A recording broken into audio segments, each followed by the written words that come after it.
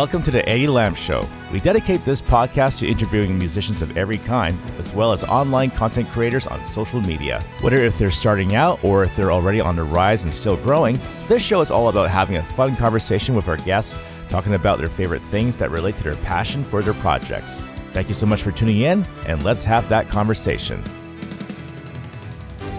You don't always have to be from the big city to get your music out there. Our next guest is local musician and country artist Annika Catharina. She's from the Abbotsford area of BC, Canada, an approximate 50-minute drive from Vancouver. She creates fascinating songs with quality production, and we'll be talking about the popularity of her songs, her amazing bandmates, and much more.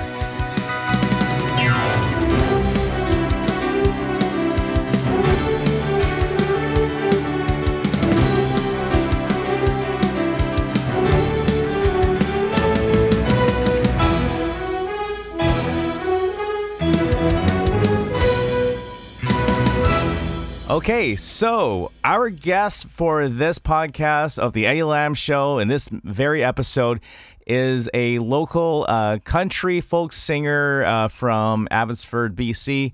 She has some really great songs that has generated tons of listeners and views, actually. And you could hear her stuff in other media platforms as well, not just in here in Canada, but other parts of the world. So she's written some really cool, catchy stuff, and the production quality is just amazing as well. And when I heard her stuff, I just couldn't help but thinking that this could do really well in the country world for sure. And I think big stars like Luke Bryan and anybody else you can think of with maybe the amazing Garth Brooks, they can hear her stuff and they would dig it for sure. So without further ado, we have the amazing Annika Catharina. Welcome to the show, Annika. How are you doing today? Good. Thanks for having me, Ed. I'm happy to be here, and thanks for the really nice intro. For sure. For sure. Kind word. You deserve it. Oh, thank you. Yeah.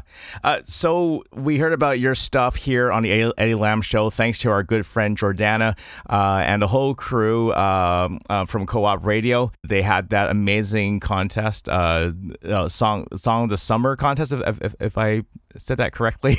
Yes, Song of the Summer. Yeah, that's right. Yeah. So your song was actually on there as one of the main winners. So I thought that was amazing that people voted for you and that they've enjoyed your track. So we're really happy for you on that. And with you being one of the very few country artists to be the winners in that competition, what came to mind when they announced that you won? I was really shocked. I mean, I know they get so many entries and of all different types of genres, and the top 4 that were there were absolutely amazing. Just everyone was so different, and I wouldn't want to be the judges having to decide because everyone was so great. And I was so shocked. I don't know, I'm out here in the valley. I try to come to Vancouver as much as I can for music, so it's being out here, I didn't really know if anyone knew of my stuff or kind of my style, and everyone at the Song of the Summer contest was super kind, and I'm just super happy that I was a part of it, and being able to meet everyone in person was great. That's amazing. And that's the thing I really enjoyed about this competition specifically, is that it doesn't feel, you don't feel that feisty competitiveness like you would in other, let's say in mainstream music industry contests, right? It gets there's a lot of politics, and there's people hating each other. But then for this one, I feel the vibe is that everyone's just so relaxed, and even if if you didn't win, they're like, hey, whatever, that's really cool, congrats to the winners. And I mean, in the end, everybody wins because everyone's got a chance to get their music heard to other people who may not have heard their stuff before, and I think that's what I really enjoyed about it. And it's just one of those things where I'm just glad that we have this nice, relaxing atmosphere way more. And I think it's way more community based. I don't know what your thoughts are about that. Oh, totally. It was such a community feel, even at the wrap up party. It was really inspiring. When I was sitting there watching everyone sing and share their songs, and I left there feeling super inspired and also just feeling completely supported by people that I've never met before. And it's really cool to see when people come together and they can just be there for the music and support everyone in such a nice way. Exactly. And I think what's really cool about the fact that you can meet these other winners and other participants in general at the wrap up party. It's almost like that opportunity for you to get to know who our current roster of the local scene is. Oh yeah, totally. It just like opened my eyes to everyone that's around in Vancouver. I mean, without social media, I probably wouldn't have been able to find uh like Unsigned BC or all these different opportunities and ways to meet new people because I live out in the valley. I don't, not like I don't go to Vancouver, but um it's been so great to see the positive side of social media for things like this in the contest. And now I'm here talking to you, which this is all orchestrated through social media, which I think is super great. I think it's amazing because I bet you anything, if we still live in those older times, which is honestly not too long ago, even just let's say around 20 years ago, people still use what was it like the yellow pages and the white pages to find contacts. Books. Yeah. So let's talk about your music. The first song that comes to mind is what's on your Spotify right now. Which, by the way, guys, you can check out her music on Spotify. It's really good stuff. So, like I said, you're missing out if you haven't heard it yet. But your song "Love and Hate," lyrically speaking, like there's a lot of lines on there that's very relatable. But of course, one that stuck to me was what you mentioned about having those sleepless nights, not knowing if you did the right thing. And I think a lot of us can relate to that, even with me personally as well. It's like you stay up late at night because you have these issues that are bothering you. And even if it comes to things like making a decision about something and you're like, oh, did I jump the gun too soon? Did I say the right thing to that person? Or, did I like, am I going to get punished for this? Like, what's going to go on? And so I thought just overall, the song was just pretty fascinating. The production quality is amazing too, just so you know. But I wonder if you could tell us a little bit more about the lyrics of Love and Hate. I experienced this kind of love and hate situation in the past before, and I wasn't really writing when I was younger, so I never like wrote out my feelings. I kind of just, I never, this is something I got into later in life. And I Mm-hmm. remember being around people who were kind of explaining like that similar situation, relationship. And it kind of reminded me of the times when, you would lay in bed and you're just like, you know, absolutely wrecking yourself, like, waking up the next morning exhausted because you couldn't sleep or you got in a fight with someone and you could have made it right that night, but you decided not to, and then you just spent the whole night thinking about it, which I feel like many people can relate to. That's usually when all your like worst thoughts come to you and you're laying there and it's just a feeling that you're like, can it just be morning or Yeah. all these things. And I wanted to write a song about this situation because it was very Yeah. real at the time. And I know that there's people like in my life that are going through some similar things. And I thought, this was kind of like me writing to my younger self, Yeah. but in turn, it's something for the people in my life right now. Mm-hmm. And speaking of those thoughts that you have at night and wishing it was morning the next day, maybe we can get your personal insight or opinion on this whole thing. Why do you think people have these anxious thoughts in the evening more than in the morning? Oh my goodness, I'm no neuroscientist. Uh, I'm sure it probably has to do with maybe like, the morning is to me like the way I think in the morning. It's like, it's a new start, it's a new day. There's like a Mm-hmm. lot of positive. Nothing has happened throughout your day to like lead you to like say like a night where, something's happened throughout your day and now you're just fixated on it. the morning is kind of just like a fresh start. And then at night, once you've quieted your mind and you're away from, all the distractions, everything that's kind of happened either in your past or Hmm. just that day is now sitting on your brain because you now have you're kind of have the mental space to think about it. That's how it usually works for me because we're all so busy throughout the day where Oh yeah. you don't really have a second. And then at night it's like, okay, I'm laying here and oh, that thing that I, pushed to the side because I was busy, yeah, it's coming back to me now and now I can't sleep. I'm sure there's like a scientific explanation to why these things happen at night.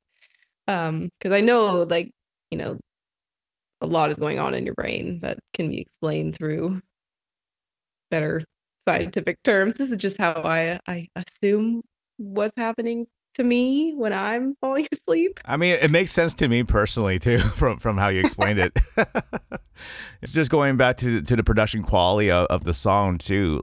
Like when I first heard it, I was just like, man, I could definitely hear this in the beginning of a movie trailer of one of those Oh, like okay, like genre wise, I'm thinking it could sound like I could hear it from the beginning of one of those maybe like a like a country drama.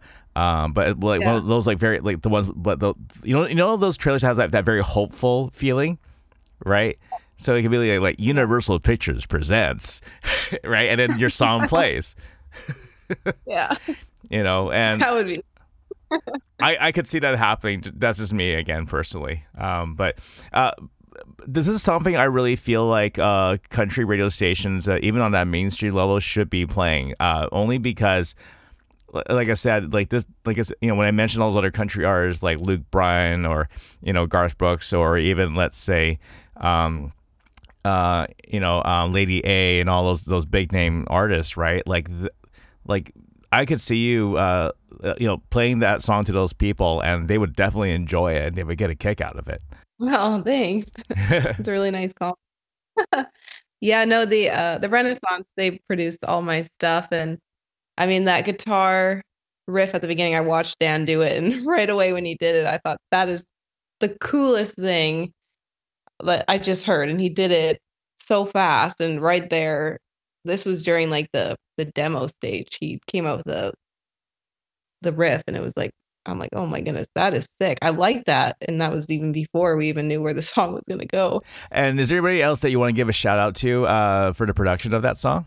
Oh yeah, I mean the Renaissance they're a duo, so it's Dan Botch and Garrett Ward. Mm-hmm. They are the ones that go as the Renaissance. They're super talented, and I feel so blessed that I get to work with them, Mm-hmm. and they still continue to work with me. I can't thank them enough for kind of where I'm at right now in music, and also they write a lot of songs with me. They're writers on the song, along with Parker Gray, another talented artist. She is down in the States, Nashville, Nice. songwriting and being an artist. And she used to be from Vancouver, No but she's way. down there. Seriously.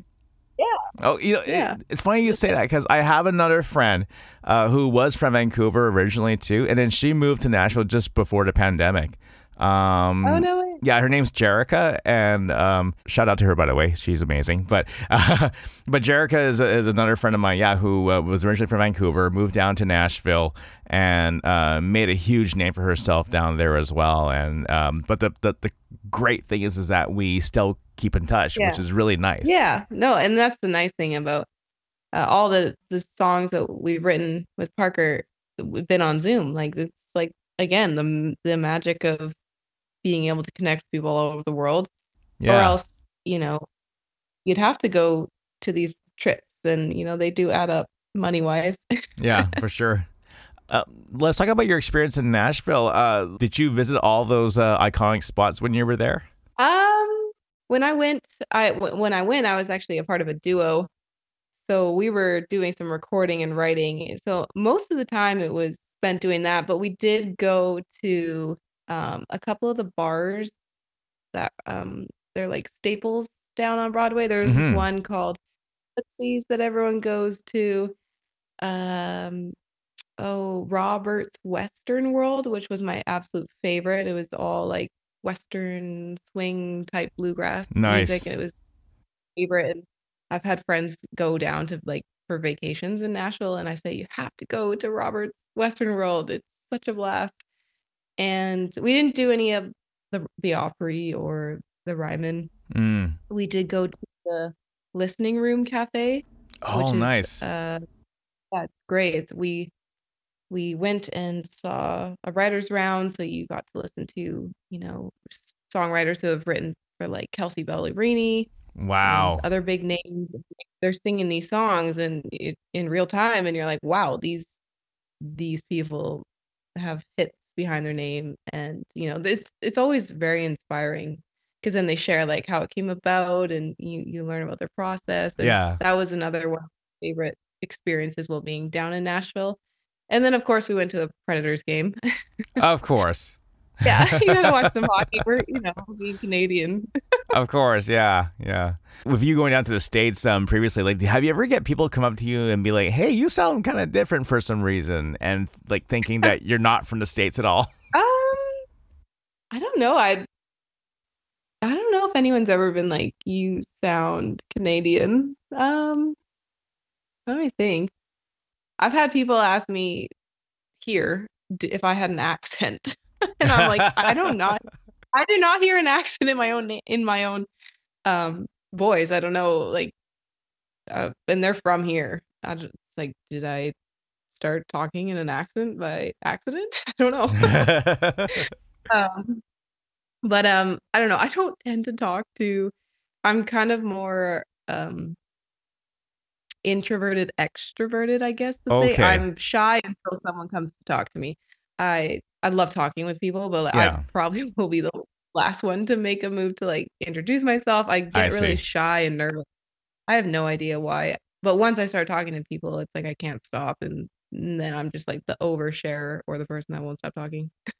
It's funny how you mentioned that because I know that for my wife, she's the kind of person who, like she can be extroverted, but only in smaller groups. So like, let's say we hung out with a group of like say 5 to 10 familiar people, she'll definitely strike up a conversation. But if you ask her to do public speaking, she's gonna say a big heck no to that.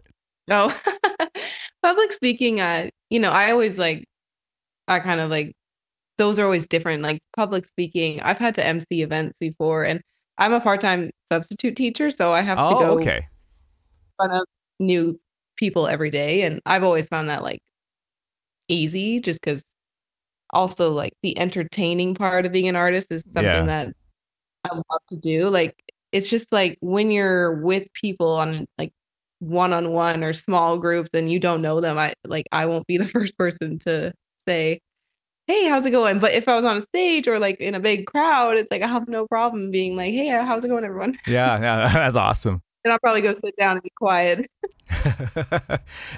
It's interesting too because with you being a substitute teacher, it must be so different to have to talk to a bunch of students, and it's just the fact that you have to you have to yak to the students for quite a big chunk of time, Oh yeah, right? and Um, it's always new students because I do it like part-time, so I'm always at different schools, different classes, so you really have to talk a lot and try to make these connections with the brief time you have and hope all goes well through the day. mhm. And I definitely have a teacher voice. That's right. Yeah, Definitely. I'm a music teacher myself. Oh, nice. Yeah, Yeah. yeah, and but the thing is, I do one-on-one lessons, right? And the funniest thing that can happen is I get these younger students, right? They want to talk to me, but of course, I have to get them focused on their lessons, right? So. I had younger students who would say to me, "Mr. Lam, can I tell you what happened at school today?" And I said, "Hey, let's get this out of the way first, and then we'll talk right after." So, Yeah. you know, Yeah. um, yeah. But I mean, you ever had like students be like, "Miss Catharina, Bobby's throwing stuff at me." Oh my goodness. Yes. All the time. It it's it gets a wild time, and you hear so many offside things come out of people's mouths, and it's just I've learned to be very patient. Hmm. But has would you say that with you being a performing musician and also being in the educational district, has that helped you grow so much in terms of like learning how to deal with different kinds of people? Does it tie in very well together in that way? Like how to talk to different kinds of people, how to entertain them, how to engage with them, that kind of thing. Oh yeah, I think like te the job that I have, I'm super grateful because it works really well with my life. Like it's very flexible, but it also it's like I've had to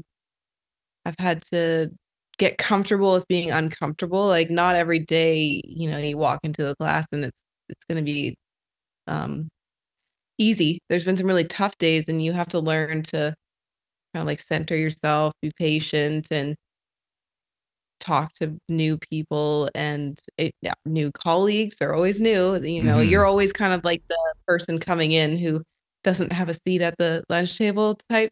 It's not like that, but like, that's how it kind of feels. Everyone has a routine and you're just here for the day. And so you just make conversations with people. And I feel like, with music, you have to put yourself out there more. And I'm trying to get better at that, talking with new people, networking. That's something I always struggled at, but with Mm, teaching, I find like starting to translate more into music, which is, you know, where I want to spend all my time.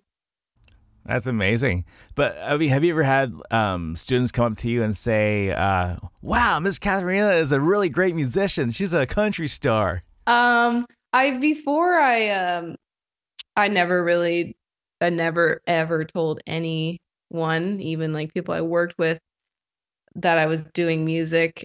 And now it's just kind of starting to come out. And now, kids, because the district I work in is small, the students, they all kind of they all know that I do it now. Nice. So it's just weird. They're like, "Oh, I like your stuff," or they like, "I watched your music video." And before it was, I always kept it on the DL. I was like, Yeah. I'm just gonna. But now it's it's I can't avoid it now. A lot of people I work with have shared all my stuff now, which is super cool. So now people are, talking about my music at work. But before it was very like I didn't tell anyone. I see. Yeah. Now you're the coolest teacher on the block. I don't know about that. I always use it, especially for when I'm working in the high school. I always use like if my music is brought up, I kind of use it to like talk to students who have similar passions or dreams, just to be Hmm. like, hey, I'm an example of like to a high school student, I'm old. And if I'm still trying to follow my passions, like, there is never like a cutoff date. So like Hmm. always try. And I always found like kids need that. Like, high school is everything to them. And then, it's hard to figure out what to do with your life. And, Yeah. then you see a teacher who's like still trying. And I hope it's inspirational or motivational to be like, I'm gonna keep going at it. Cause Hmm. he or she is still going. It's really encouraging too because going back to what we were saying about you networking with the local scene for the Song of the Summer contest, you meet all these different artists from different backgrounds, different age, different path of life in general. Some of them are parents, some of them are grandparents, some of them are students, still finishing up school or finishing their degree, whatever it may be. And I think what's really encouraging about that wide variety of the demographic in that competition is that they don't discriminate based on people's lives, or they don't say, oh yeah, they have to be only between 18 to 23. Otherwise, well, at 26, oh, that's old, But I like how that thinking that we have for our local scene is just, oh, whatever, like, yeah, do you love what you do? Do you put in a lot of effort into it? That's all that matters. Yeah, exactly. And that's the nice thing. It's, I feel like the world is kind of becoming more like it's less and less about, age, timing, because I think because of TikTok and all these platforms, it's you can you can do anything, any age, any time. And if your music connects with people, like that's what I'm seeing. My algorithm's always on the positive side. I know there's a huge downfall to all of it, but I feel like now it's just becoming about music and just getting it out there to an outreach, that we couldn't do before all these platforms. So I think it's encouraging. It there's it's especially encouraging when you see someone, say older, finally, make it, you know, hit a mile. Susan Boyle. Susan Boyle is such a great example Yeah. when she did. Was it the X Factor that she did that she did when she went It was viral? one of those I think that, X Factor or yeah, I think it was X Factor. Was yeah, or Britain's Got Talent. I one of those. think probably. One of those. All I know is that Simon Cowell was one of the judges. So He's been a judge on a lot of stuff. yeah, he's a professional judge basically. That's what he is. Yeah. Yeah. Uh, so speaking of songwriting, so your song Bandit. Okay, so on the technical standpoint, okay, of course, production wise, it's amazing, just like Love and Hate. The thing that stood out to me a lot with Bandit was the time signature in the verse, because the majority was 4/4, but I know that the first bit of it was a 6/4. And then it goes back to 4/4, and then goes back to 6/4 again, and then another two measures of 4/4. Like what I want to give you so much props to you on that one is the fact that it's almost a bit non-traditional in a way, where it's just like, because every other song you hear that's a hit song is either 4/4, 6/8, 3/4, but that's about it. But how often do you have hit songs going 6/4, 7/4, in terms of time signature? Yeah, that song, like Bandit, was written by my producers and another artist named Amanda Couture.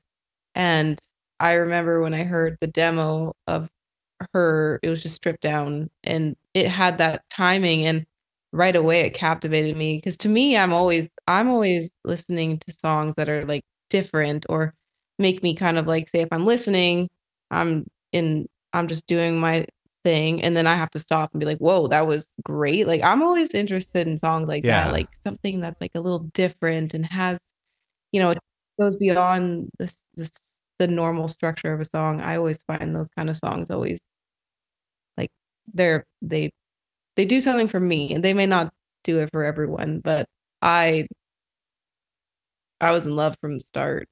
so let's talk about the lyrics behind it. Maybe elaborate on what the whole concept was all about. Well, Bandit was, when talking to the writers, she wanted to write something kind of like witchy and haunting. Yeah, Um, and songs of result like around love are always really relatable. And she had this idea of like a bandit, and this, you're stealing someone's heart like a bandit, but she wanted it to be like a cool, haunting vibe to the song. yeah, And I think, she captured that very well. And it was just a fresh, fun take on, passion and desire and wanting someone. I think another thing people have probably experienced, like that, that want and like, I can be the one to take your heart kind of thing. And it's kind of cheeky too, which I also liked. of course, yeah. Just overall, just even hearing about that, like I just think Bandit is a very clever tune. Yeah, it's clever and smart, and it's yeah, it's one of my favorites. So live shows. I mean, you have done a lot of cover gigs where you play, sing lots of top 40 songs, and I think a lot of us working musicians, we've all done that. I mean, I still do that today, and that's how we pay our bills as musicians, right? But at the same time, like you and I both, we write our own songs too, and we want to get it out there. We perform it live at different showcases, wherever it may be. But which one do you enjoy a lot more? Like, do you enjoy doing covers? Do you enjoy writing your own stuff, like, and performing them, or do you enjoy them both equally? What's your opinion? To me, it's always like just getting out there and singing. I've done so many different types of gigs in my life, and Hmm.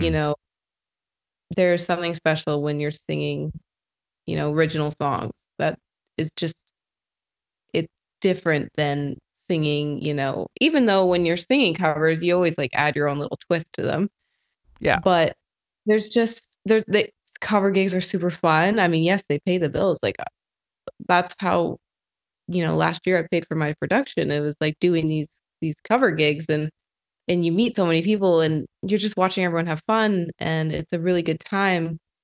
And I'm happy doing it, but there's just like a different feeling you get when, someone comes up to you after and be like, wow, like what, that song was moving, or, one of your original songs. You're like, I really like what you did there. It's like kind of, puts a little chip of your shoulder, like, thank you. Like that was like a piece of me in a song, and I'm glad you enjoyed it. And Yeah. And you get a new fan basically. yeah, and then it's ways to meet like people, and then you have real life supporters that you've met, and those are the people that will help you with your careers, like getting those support. And you do that by doing live shows, and that's what I want to work on more. 2025 is more original shows. Yeah.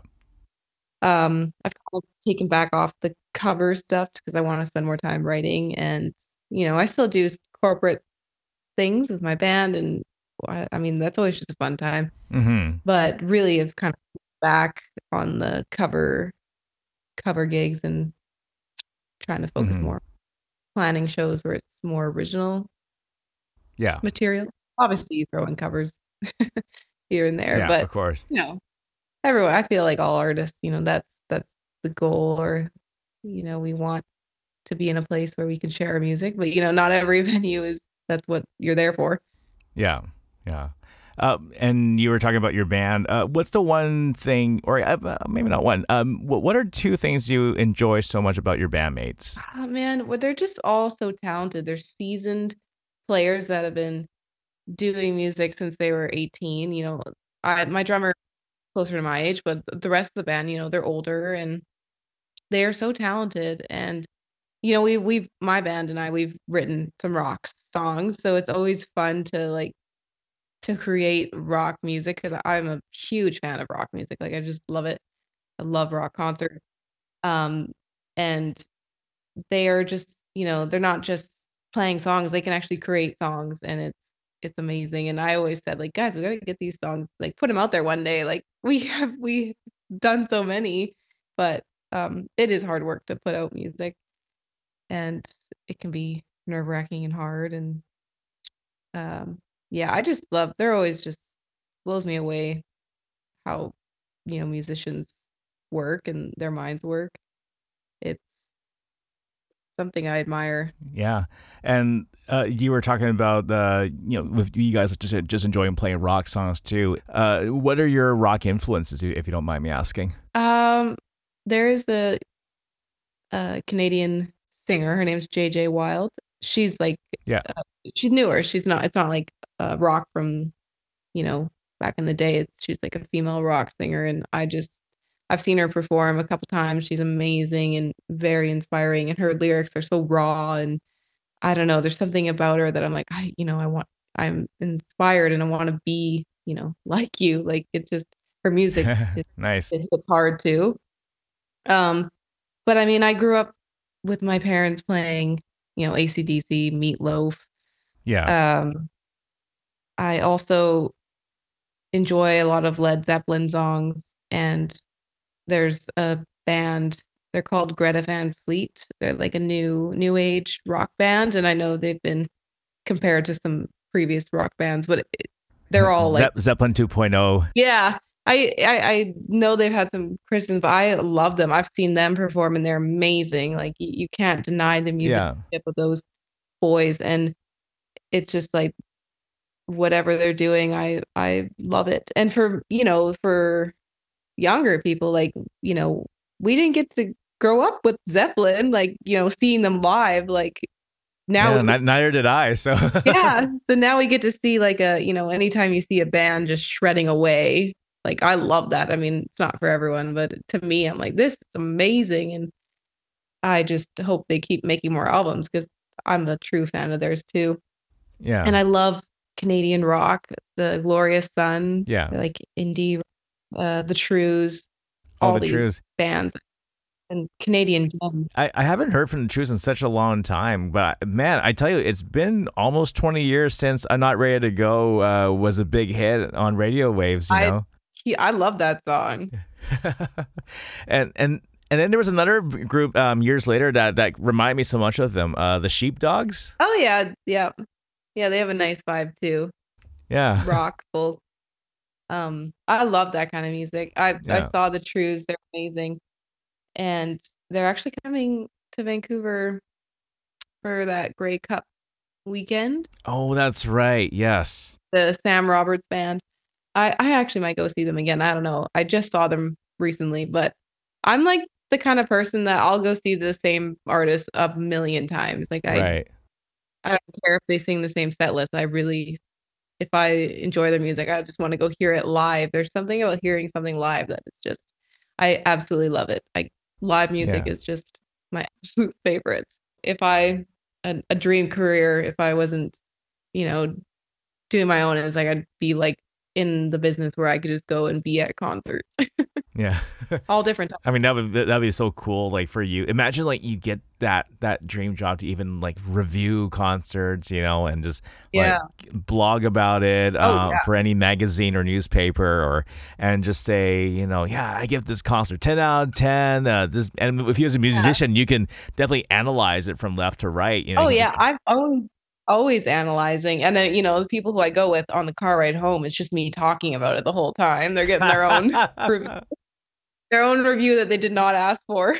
I'm sure if I did that to my wife when we drive back home, she would be like, I have no idea what you're talking about, dude.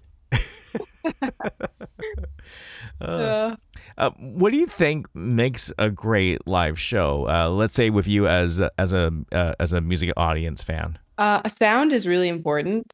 I mean, there's been a few where it's like the sound is just, it's not dialed in, and it's just affecting the way the audience is kind of perceiving the show. And unfortunately, things happen. They Yeah, always do. Sound is like, man, when there's a good sound and the sound guy is just on it, it really makes a difference. And like yeah, the venue too. I love going to concerts at the Commodore. Just yeah. I One of my favorite, and I always just, every show I've gone there, so far, has the sound has been dialed in. It just Nice. creates such a good here. Also, just you know, how is the person performing? Like, how are they? Are they just loving it, giving it their all? Like, there's been a few times when I've gone to see a show, and you never know what happened with the person that day, but it's just like, I think something was off, and you can kind Yeah, of sense that maybe things happen. Not every night is going to be a all-star performance, but the ones that I've always enjoyed are the ones where I watch the artist and you could just tell that they're like losing themselves on the yeah. stage, and they're just really, really in their element, and that is what I love watching. Yeah, I think it's always important for the performers to really like love what they're doing, like you were saying. I think at the same time, like their actions will show that they are loving this. And there's artists out there who truly love their fans. It doesn't matter who you are, but they truly love the fans. If they're willing to engage, especially with things like crowd surfing with them, or maybe like take their wireless microphone, go into the pit and sing with them, put their arms over your shoulders, or even as fun as like those meet and greets, right? Like that, Yeah. when they're actually like talking to every single person that's in attendance at the meet and greet. That says a lot about Yeah. how much they really enjoy the people that support their music. Because I mean, I hear Yeah. some really terrible stories where it's the opposite, where like the big time artists would just be sitting on this big stage platform, and then like they only they didn't answer like they only answer like a very few, just very few questions when there's like other people that could, didn't have a chance to ask their desired questions. And at the same time, like, some of them would act like they're too cool for school. They don't even, like, when some people who do group photos at the meet and greets, they'll actually come down off the stage, go and take a nice big selfie, or they just stand there with the people taking the picture, right? And they have a great time. They high five everybody. And some artists, they'll even some great artists will even say, who haven't I said hi to yet? If I haven't said hi to you yet, raise your hand and I'll come to you. And I thought that's amazing, right? And then there's others, who are just too cool for school. They just to just stay on top of that stage, and they just kind of put their hands in their pockets, and you can tell their photos, they look like, can we get this over with already? I'm just like, oh, that's not. Yeah. I'm like, I don't know if you should be doing this if you're feeling that way. So I know. Yeah. You always wonder what's going through their mind, or why they're that career is very in the public, and you got to be on it all the time. Yeah, exactly. So speaking of venues, what's been your favorite venue playing live so far? I had a really good time playing at the Chilliwack Fair. This is a outdoor fairground. It was just, the crowd was so awesome, and everyone was just having such a good time, and like I just remember that was like probably my favorites. I've had a couple cool corporate experiences that I'll tell people, I'm like, I can't believe we did this, but like obviously no one can be there because it's usually like a private function. Exactly. So some of them have been like really cool experiences that I'm like, wow, like I can't, like you're sitting there and you're like, I can't believe this is happening right now, but like you can't share it really with anyone that's not part of that event, which sometimes but sucks, but it's an experience that I have now that's super cool.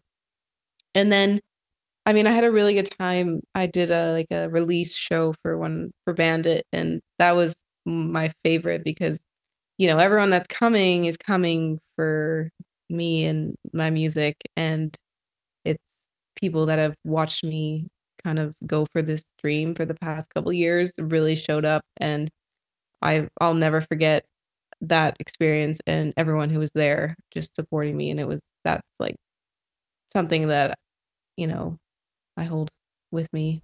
And which venue was this at?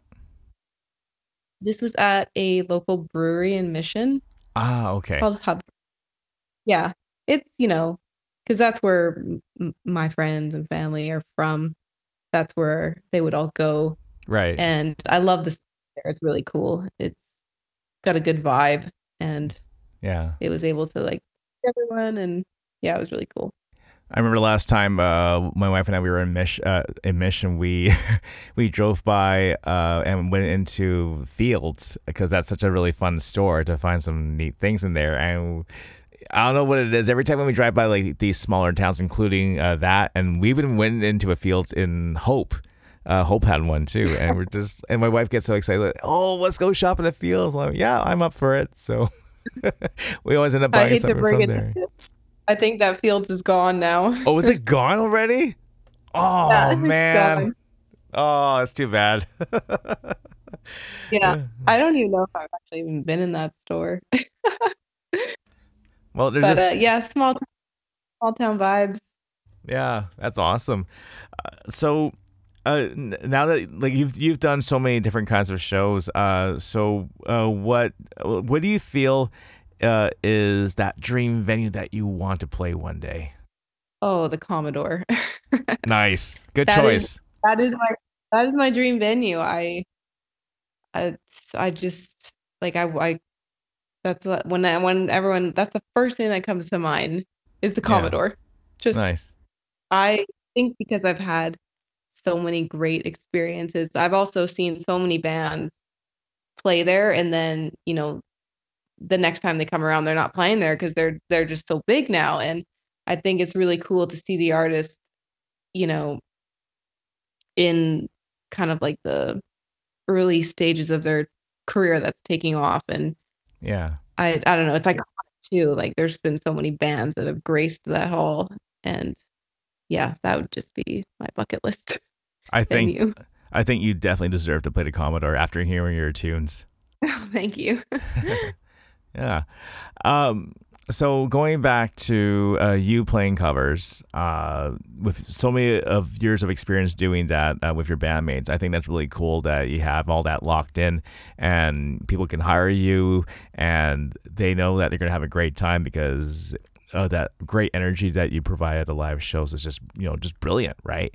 Leading to this next part, you apparently had a cover of "Sweet Child of Mine" by Guns N' Roses, which is now up to 2 million plays on Spotify.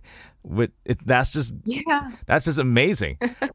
It's yeah, I that's a lot of streams, and looking back now, it's like I wish I could record the vocals on it. That song was kind of like the first thing I ever was a part of that was on like the streaming service world, and I didn't really know what was like I didn't really know what the song was gonna do. I mean, obviously Guns N' Roses is iconic, but I mean it's crazy that people are still loving that song. I do really wish I could record my vocals.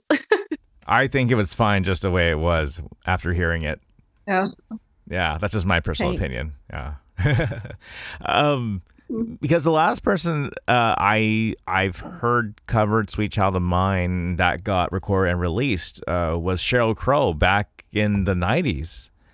And yes, Yeah. this is dating me a lot here, but anyways, but yeah. So, hearing her version of it, I think that was on the soundtrack to one of Adam Sandler's movies too, if I'm not mistaken. I think it was Big Daddy or something like that, one of his movies. But yeah, but when I heard that version of it, it's like, whoa, someone was brave enough to actually cover this song, because it's one of the most well-known songs by Guns N' Roses, but at the same time, it's not easy to play because you have to consider the key changes, right? The opening riffs, and playing like Slash is never easy. But No, yeah, like we always, for our cover gigs, we always end with Guns N' Roses. yeah, That song. My guitar player Al, he just is amazing. Like yeah, to me, he's Slash. yeah. Like he does a great job of that solo.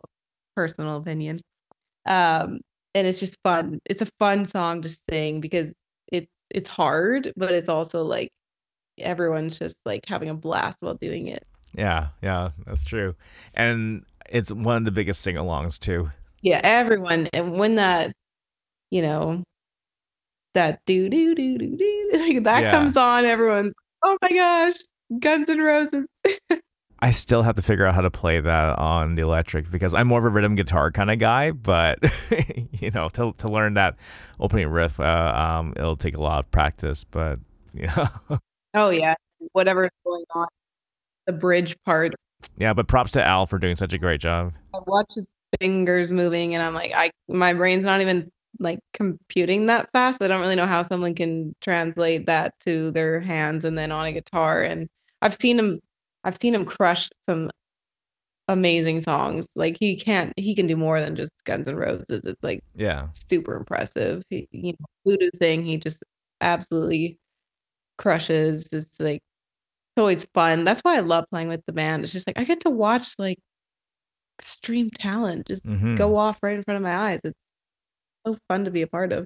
Yeah, and I'm just dancing around and singing. but they're just so much fun to be around with that, and like I always feel like chemistry is always so important when it comes to bands too, when we see them live, right? And Oh yeah. yeah, You can't be in a band if you are not having fun with the people you're with, or you like have, you're not getting along. Like it never works out because people can pick up on that. It's, as a audience person, you're like, something's off here. Yeah. Well, I remember having some talks with other people about this too, especially on this show. But Alice Cooper said in an interview, just to summarize it, it was from that documentary called Hired Gun, talking about like the most famous session. I love that documentary. Yeah. I remember he said so something. Great. Yeah, and he said something like, he was just saying something like, I would rather have a mediocre musician who's easy to get along with and is very reliable versus someone who's a virtuoso and a pro at her instrument, but is a total pain in the butt. And Yeah. I couldn't agree more with that. Yeah, that was a great documentary. It's, it also it makes you feel really bad for these hired guns. Like, they some of them were treated so like disposable, and you're like, how that's soul crushing that happens to some. And even some of the artists that you have so much respect for initially, then you're like, oh, I kind of lost respect for this guy after seeing that. I definitely started looking at a few differently after that Yeah. documentary. I thought, oh, okay, okay, talented for sure. Maybe needs to work on being a friend or Yeah. a better person. Exactly. But And but I just love how you hear someone like Pink, yeah, who she, like as the band may say, she treats her band like family, and it's like, hey, yeah, let's go grab food together after the show, like, oh yeah, that's cool. Or she'd be like, hey, hey, is everything okay? Are you guys doing all right? How can I help you? Right? How can I support you? I'm just like, man, now that's the kind of leadership we really seriously need since day one. oh my goodness, yeah. Like I watched her documentary Road to Wembley, and I was like, I always have admired Pink as a singer because Yeah. she can sing, and her songs have always been top tier hits. But then you watch them as a person, and you're just like, I love you even more. It's like Yeah. I didn't think, good, but watching her interact with her crew and her family is just like, wow, like and that takes work Yeah. to Yeah. do that. And she just like, yeah, we need more Pinks. Yeah. Well, last time she came to Vancouver, Science World lit up in pink colors because of her. Oh, Like nice. I think they knew she was coming to town, so Science World Yeah. was just like, yeah, let's light up the globe in pink for this weekend. And Oh, that's cool. yeah, I didn't go to the concert, but I did drive by Science World and I saw that. I'm just like, wow, that looks really cool. Yeah. All for you, Pink. Yeah, I'm sure she must have seen that. She's like, wow, that's so cool. Yeah. Oh, probably. And someone must have said like, hey, look outside. Yeah, hey Pink, look over there. That's awesome. So let's talk about this. With you being such a great songwriter, is there any artist you dream to collaborate with and write songs with in the future? It doesn't have to be country. It can be any other genre that you can think of. Oh my goodness. So when people always ask me like, who's your inspiration for a songwriter, or who's your favorite artist? I think every single time I've given them a different answer, because I've always loved just like music, and I've appreciated music from every different person. If I hear a song and it like sits with me in a way, it's like, okay, they're my favorite right now, and it will move on. I've always admired um John Mayer as a songwriter. Like he the way Yes.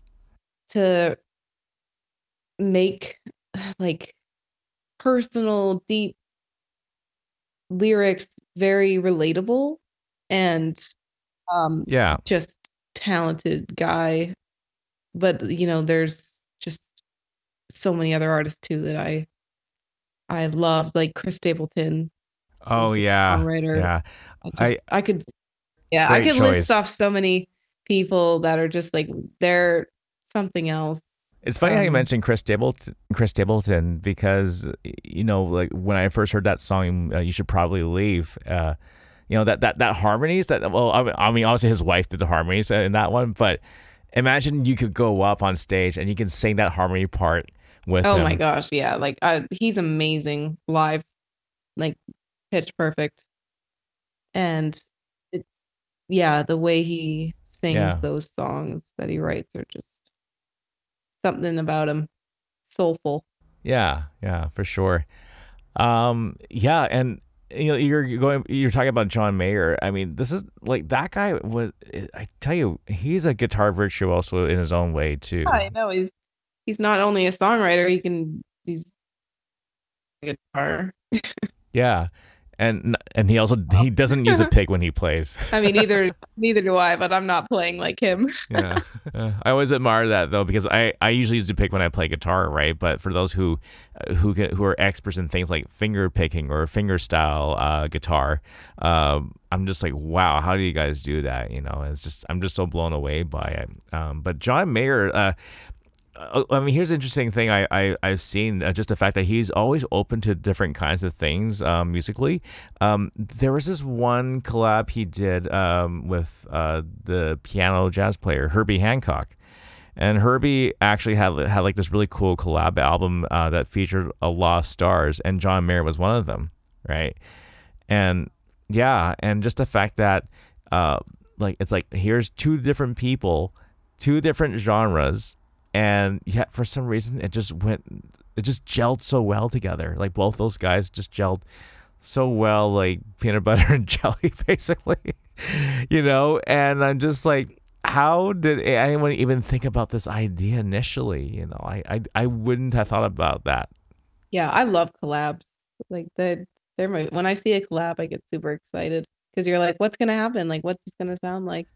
Yeah, it's like when two of your favorite movie characters collaborate together and they appear in the same movie. I mean you could consider the Marvel universe being that prime example, right? You have like Thor and the Incredible Hulk, or you have like, or was it WandaVision, right? You have like those two different characters colliding together as well, which I thought was really cool. Yeah. Dream Festival. What would be the dream festival you want to play at with the band? Oh, festival? Oh my, dream festival. I think any opportunity to be a part of CMA Fest down in Nashville would be a dream. Great choice. Being a part of that, whole event somehow, they always have so many stages. That would be. Yeah. And every year I look forward to seeing, who gets, people that I know getting opportunities to play somewhere is just super cool to see. Yeah. Always put it out in the universe. Maybe one day that's me. I think it should happen. Or at least, what I think would be kind of cool too. Like, imagine you go to the concert of whatever your favorite artist you go see, right? And having that opportunity when they say, hey, I need someone to come up and sing with me on this one. And then they pick you. You know what I mean? And like, I think that would be so awesome. That would be so awesome and probably nerve-wracking. Just get up there cold.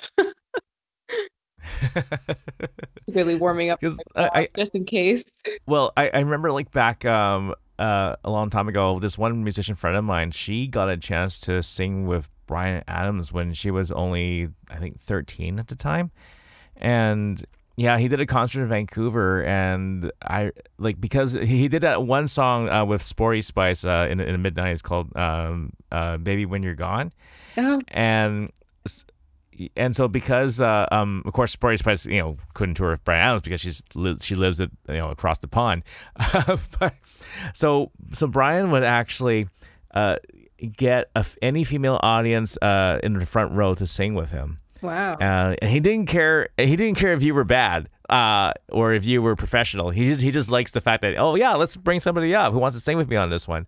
And luckily, this old friend of mine, she got a chance to do that, and she sang the harmony parts, and Bryan Adams sang the main melody, and then the next thing you know, she had a lot of attention from her fans her friends who became fans the next day, and they're like, whoa, we saw what happened. That was awesome. So, but I think with you, I think that I wouldn't be surprised if someone asked you to sing with them, and I'm sure it's going to happen one day. Oh, thanks.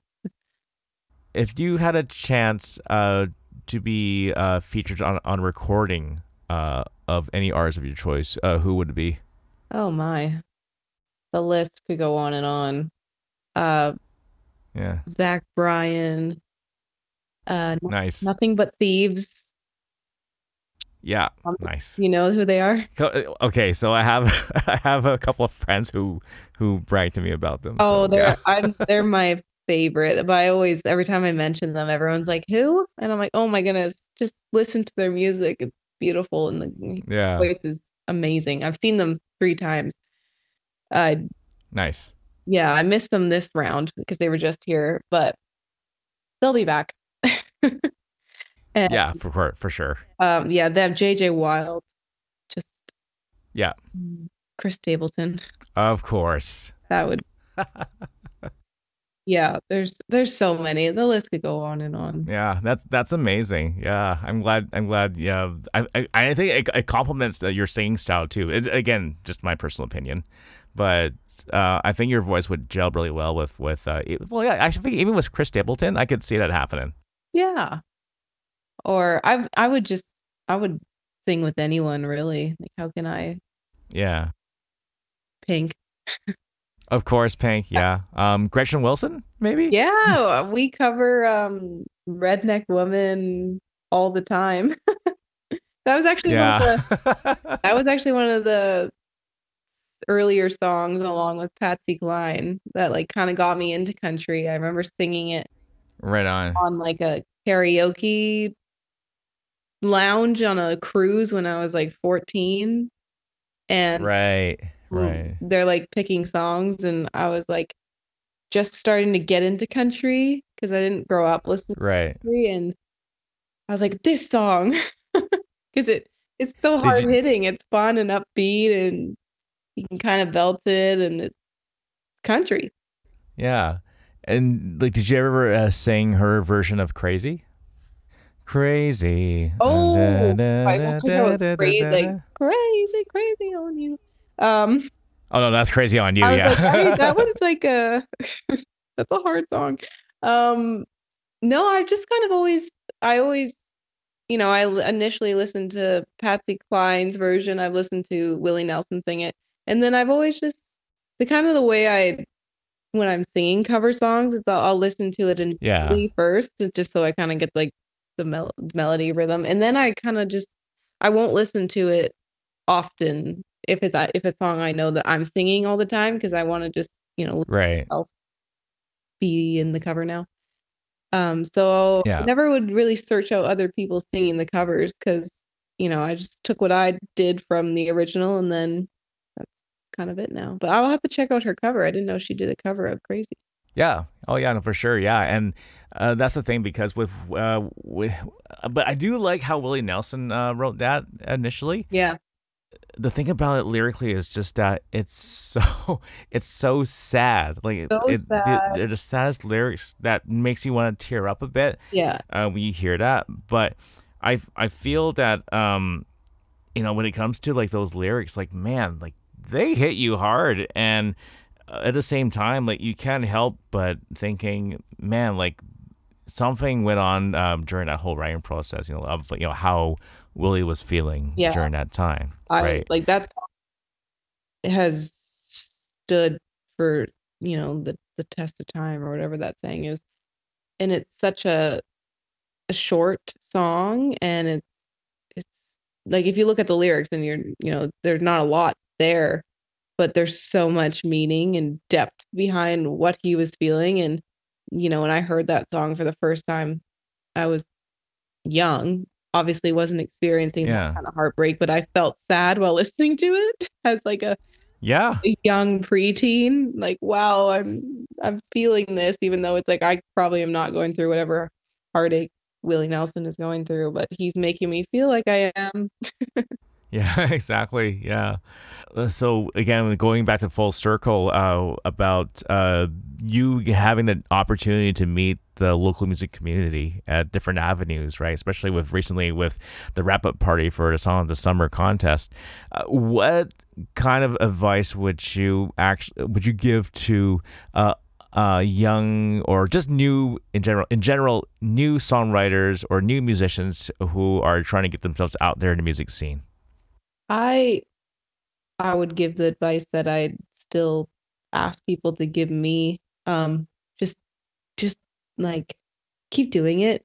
I still think of myself as a new, young, fresh songwriter, and every time I've kind of expressed some like imposter syndrome or like I don't deserve to be here, there's always someone Right. super encouraging, like, that idea you had was the reason this, like, there's so much things that you do bring, but you let your mind make you believe that you're not, bringing as much as everyone else. And I think everyone feels that way. And I think the best way is just to keep doing it. Like, just keep trying. And um I like, for me, like, I actually didn't think like this is where music was going to take me, because I've always just kind of been a singer and loved singing in the cover band. Yeah. And it wasn't actually until COVID where all that was kind of gone. So then everyone like resorted to Yeah. singing to the camera, because like as singers, you're always going to be singing. So you needed to do it somewhere. And, the internet was kind of where a lot of people turned. And if I didn't do that, like put myself out there in a different way, I would have never been like Yeah. here. And as silly as it sounds, like, just go out there and like just put yourself out there, and put yourself out there on the internet. You could reach someone. You never know. And I'm always asking for people's advice. Always like Yeah. always stay in that learning mindset. Always look for new ways to grow in anything in life. Yeah. Always keep learning. Just do it and keep learning, and yeah, enjoy the process. I love, as crappy as sometimes the day goes where maybe you feel like you didn't write anything that was worth showing. I always have that one person that I show my ideas in the beginning stage. And sometimes when I don't have anything to show that person, the feeling sucks, but you were doing something that you loved. And that's Yeah. kind of awesome to feel that way. I don't know. That's how I feel. Yeah. Yeah, for sure. That's awesome. Well, I really appreciate you sharing that. I think we all need to hear that. All of us are still learning today. And I think that's a beautiful thing to, like you said, to have that mindset to just just have that learning mindset, because you'll never know what we're going to learn, and it may come in handy for our music career one day. Exactly. Like, all the things that you picked up on your journey, are going to help you. Yeah, that's awesome. Well, that's about it for this episode. So, Annika, I really appreciate you so much for being a part of this episode today. Well, thanks for having me on and asking all the questions. I love talking. Probably talking too much. And I'd love any chance to meet someone new, especially, someone that isn't from like out in the valley where I am. It's nice to connect with people in Vancouver, even though we are not that far away, but sometimes you do feel a little separated from the city. Yeah, well, we're only just a 45-minute drive away, so Yeah. Yeah, that's awesome. So how can people find you online? You can find me anywhere on any streaming services if you're looking for music. Annika Catharina. It's ANNIKACATHARINA. And it's on YouTube as well, SoundCloud. Yeah, I'm pretty sure everywhere. Yeah, and you have an official website too, right? AnnikaCatharina.com. AnnikaCatharina.com. I am working on updating it. But you can go Right on. there, and Awesome. that's kind of a good landing spot that will link you to my social media out, places on social media. It's usually Annika Catharina or Annika Catharina Music, one of those. But yeah, should be, as long as you spell it correctly, I think you'll find me. But there's a lot of Annikas out there. Oh, I know. But again, just to remind you all, so ANNIKACatharina.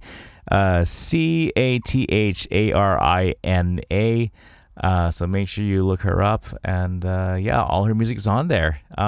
Is there anybody you want to give a big shout out to before we sign off? Thank you, Unsigned BC, for kind of making all this happen. I wouldn't be here connecting and talking with you or any of it if they didn't have this awesome organization. So shout out to them and Jordana. It's a lot of work that goes into support indie artists and we appreciate it. Well, thank you so much, Annika, again, for being a part of this episode. And thank you, everybody, for tuning in. And we will see you next time. We hope you enjoyed this episode of The Eddie Lam Show, a podcast dedicated to interviewing musicians and online content creators of every kind. If you would like to be a guest on the program, feel free to send me an email at eddielammusic@gmail.com. That's EDDIELAMmusic@gmail.com. Don't forget to check out my website at eddielammusic.ca. That's EDDIELAMmusic.ca. You can also follow me on social media. Username is Eddie Lam Music. That's EDDIELAM Music on TikTok, Instagram, and YouTube. Thank you so much for tuning into our program. In the meantime, stay in touch, stay safe, and as always, stay awesome.